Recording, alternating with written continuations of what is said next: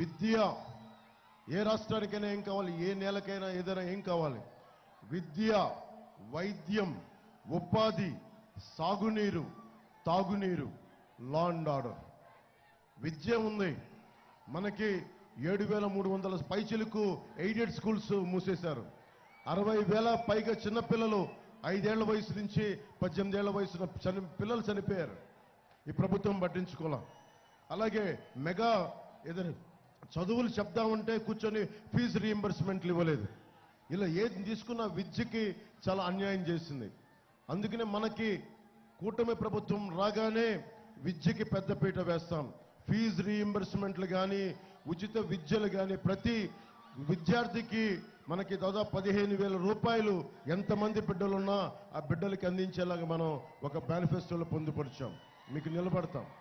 అలాగే aided schools ఏవైతే close చేశారో, ఏవైతే విచిత్రంగా కలిపేశారో స్కూల్స్ని, ఎస్సీ బీసీ స్కూల్స్ వారికి ఎక్కువ ఉపయోగపడే స్కూల్స్ని మూసేశారు. వాటిని తిరిగి తెరిపించే బాధ్యత, మళ్ళీ దానికి కూర్చొని మళ్ళీ ఆలోచించే బాధ్యత కుటుంబ ప్రభుత్వం తీసుకుంటుంది. ఉపాధి మెగా డిఎస్సి నోటిఫికేషన్లు ఈ రోజు దాకా విడుదల చేయలేం. 18,000కు పైగా పోస్టులు ఉన్నాయి. ఒక ఉద్యోగం ఇవ్వాల, ఒక పోలీస్ కానిస్టేబుల్ ఉద్యోగాలు ఇవ్వాల. మలమలమలాడుతూ ఉన్నారు. చదువులు అయిపోయినాయి. నిజంగా కనుక మీరు ఆలోచించి కనుక ఆ రోజున నమ్మకుండా కనుక ఓటు మనకి ఆ రోజున వైసీపీకి వేయకుండా కానీ ఉండే పరిస్థితి ఇంకోలా ఉండేది. కానీ ఒకందుకు మంచిదే అయింది. ఒకసారి ఒక్క ఛాన్స్ తండ్రి లేని బిడ్డనని చెప్పి వచ్చిన వ్యక్తి ఎంత ద్రోహం చేయగలడో రాష్ట్రానికి మీకు అర్థమైంది. అలాగే ఉపాధి, వైద్యం రాగానే కూటమి ప్రభుత్వం ఒకటని నేను చంద్రబాబు గారు మాట్లాడుకున్నప్పుడు ఒకటే చెప్పుకున్నాం. ఉపాధికి రాగానే మెగా డిఎస్సి నోటిఫికేషన్ విడుదల చేస్తాం. ప్రతి సంవత్సరం కనీసం 5 సంవత్సరాల్లో 20 లక్షల ఉద్యోగాలు ఉపాధి కల్పించాలి. 4 లక్షల మంది యువతకి సంవత్సరానికి 4 లక్షల మంది చొప్పున యువతకు ఉపాధి అవకాశాలు కల్పించాలి అని చెప్పి బాధ్యత తీసుకున్నాం. ఉపాధి అవకాశాలు లభించాలంటే పరిశ్రమలు రావాలి, పెట్టుబడులు రావాలి. దానికి బలమైన స్థిరమైన రాజకీయ వాతావరణం ఉంటే తప్ప మనకి పెట్టుబడులు రావు. మీరే చెప్పండి, ఇక్కడ మనం రోజు కొట్టుకుంటా ఉంటే ఇక్కడ బిజినెస్లు ఎవరు చేస్తారు? ఎవరు షాపులకు వస్తారు? ఆ గోల్డ్ మెడల్ షాపే ఉంది, అక్కడ ఎలక్ట్రానిక్ షాపే ఉంది, అక్కడ ఎవరు వస్తారు బయటికి మనం రోజు కొట్టుకుంటా ఉంటే? అందుకని పొలిటికల్ స్టెబిలిటీ, రాజకీయ స్థిరత్వం చాలా చాలా అవసరం.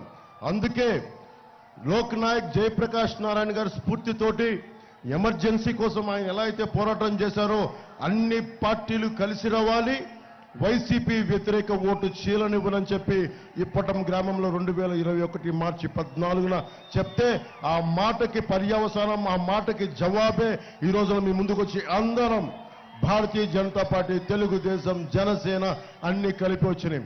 ఆ రోజు అందరూ అడిగారు ఎలా సాధ్యపడుతుందని. మనసుంటే మార్గం ఉంటుంది. ఈ నేల మీద పిచ్చి మమకారం ప్రజల మీద కాపాడుకోవాలి అని ఒక ఆకాంక్ష ఉంటే అన్ని జరుగుతాయి. మనం జరిపించాం.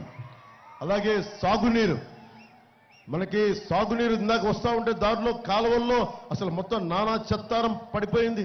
నానా చెత్తా చెదారం, పూడికలు తీయలేదు, నా కంటికి కనిపిస్తూ ఉంది.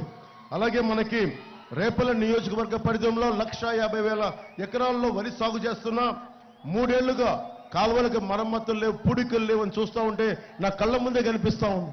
గుర్రపు డెక్కు ఉంది, నానా చెత్త, ప్లాస్టిక్, చెత్త చెదారం అన్నీ పడిపోయి ఉన్నాయి. ఇంతమంది ఇరిగేషన్ శాఖ ఉంది, పూడికలు కూడా తీయలేకపోయారు. ప్రాజెక్టులు పక్కన పెట్టండి, పోలవరం పక్కన పెట్టండి, పట్టిసీమ ప్రాజెక్టులు పక్కన పెట్టండి, పూడికలు కూడా తీయని ప్రభుత్వం ఇది. మరి ఎక్కడి నుంచి పెట్టి మనకి వరి దిగుబడి తగ్గదా? తెలంగాణకి ఒకవైపు వరి దిగుబడి పెరిగిపోతా ఉంటే మనకి దాదాపు ఆంధ్రప్రదేశ్లో 10 లక్షల పైగా వరి దిగుబడి తగ్గిపోయింది. కనీసం పూడికలు కూడా తీయలేని ప్రభుత్వం. పేకాటలు క్లబ్లు నడపడానికైనా హుషారు ఉంది, కానీ కనీసం మన కాలువల్లో పూడికలు తీయలేరు. రైతు కన్నీరు ఎవరు తుడుస్తారు? రైతు బాధని మొన్న ఒక కవితా రూపంలో చెప్పాను, శేషేంద్ర గారిది.